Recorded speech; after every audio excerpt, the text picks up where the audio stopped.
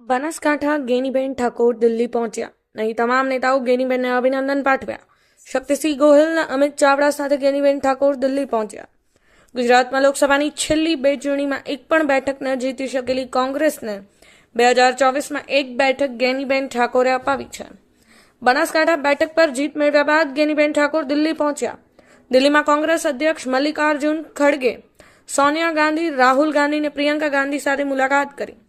ગુજરાતમાં ભાજપનું સતત ત્રીજી વાર 26માંથી 26 બેઠક 5 લાખની લીડથી જીતવાનું સપનું હતું, પરંતુ ભાજપે 25 બેઠકો તો જીતી લીધી હતી, પરંતુ બનાસકાંઠા બેઠક જીતી ન શકી ને બનાસકાંઠા બેઠક ભાજપના ઉમેદવાર રેખાબેન ચૌધરીએ 30,000 કરતાં વધુ મતે હાર આપી ગેનીબેન દિલ્હી પહોંચ્યા છે.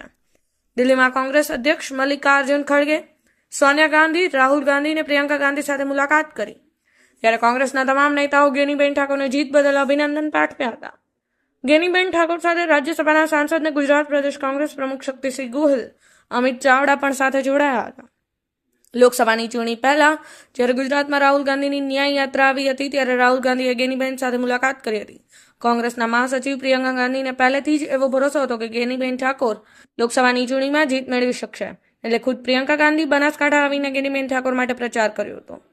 ગુજરાતમાં લોકસભાની ચૂંટણી માટેનો પ્રચાર અંતિમ તબક્કામાં હતો, ત્યારે પૂર્વ નિર્ધારિત કાર્યક્રમ મુજબ 3 મે બનાસકાંઠાના લાખણીમાં પ્રિયંકા ગાંધીની જાહેર સભા યોજાવાની હતી, પરંતુ આ દિવસે રાહુલ ગાંધી ઉત્તર પ્રદેશના રાયબરેલીથી ઉમેદવારી પત્ર ભરવાના હોવાથી પ્રિયંકા ગાંધી રાયબરેલી ગયા હતા, જેના કારણે બનાસકાંઠામાં યોજાનારી પ્રિયંકા ગાંધીની સભા મોકૂફ રાખવામાં આવી હતી.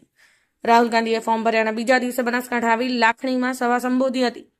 આ સભા દરમિયાન તેમણે ગેનીબેન ઠાકોરના ખભા પર હાથ મૂકીને તેમણે માટે મત માંગ્યા હતા.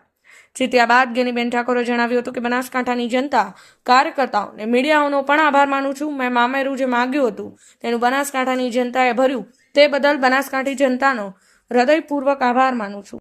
બનાસકાંઠાની જનતાએ મને નોટ અને વોટ બંને આપ્યા છે, તેથી હું જીવું ત્યાં સુધી બનાસકાંઠાની જનતાનું ઋણ ઉતારી શકું તેમ નથી, પણ હું પ્રયત્ન કરીશ કે હું બનાસકાંઠાની જનતાનું ઋણ ઉતારવા સફળ થાઉં.